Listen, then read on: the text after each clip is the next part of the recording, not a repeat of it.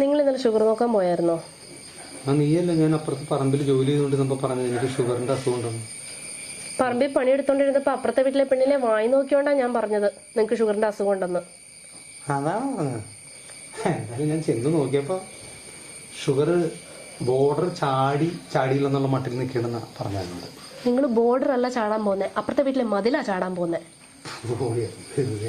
ആവശ്യമില്ലാതെ മനസ്സിനാരോ ഞാനങ്ങനെ ഇല്ല.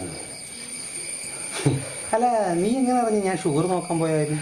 നിങ്ങൾ ഷുഗർ നോക്കാൻ പോയ കാര്യം ഞാൻ അറിഞ്ഞു, ഷുഗർ നോക്കിയ പെണ്ണിന്റെ വായി നോക്കിയ കാര്യം ഞാൻ അറിഞ്ഞു. ആ പെണ്ണെന്നെ വിളിച്ചായിരുന്നു. ആ പെണ്ണിന്റെ ജന്മത്തെ ഇങ്ങനെ ഒരുത്തിനെ കണ്ടിട്ടില്ലെന്നാ പറഞ്ഞേ. വിധി. സാധാരണ നീ ഇങ്ങനെ നിന്റെ വിധി എന്നല്ലല്ലോ പറയാറ്. ഞാൻ എന്തെങ്കിലും ഒരു തെറ്റ് ചെയ്ത് അപ്പം തന്നെ നീ നിന്റെ അപ്പനെയുള്ള ചീത്ത പറയണത്. ഞാൻ ആ പറച്ചിൽ നിർത്തി. അയ്യോ, അങ്ങനെ നിർത്തരുത്. വേറെ ഒന്നുമല്ല, ഓരോ തെറ്റ് ചെയ്യുമ്പോഴും അത് ചെയ്യാനുള്ളൊരു പ്രോത്സാഹനം എന്ന് പറഞ്ഞാൽ നീ നിന്റെ അപ്പനെ വിളിക്കുന്ന ഓരോ തെറികളാണ്. പ്ലീസ് ഒന്ന് നിർത്തരുത്. ദൈവമേ, ഇങ്ങനെ ഒരുത്തനാണല്ലോ എന്റെ അപ്പൻ എന്റെ തല കെട്ടിവെച്ചത്. കറക്റ്റ്. ഇതാണ് ഞാൻ പറഞ്ഞത്, ഇതാണ് ഞാൻ പ്രതീക്ഷിച്ചത്. പൊക്കോണം അവിടുന്ന്.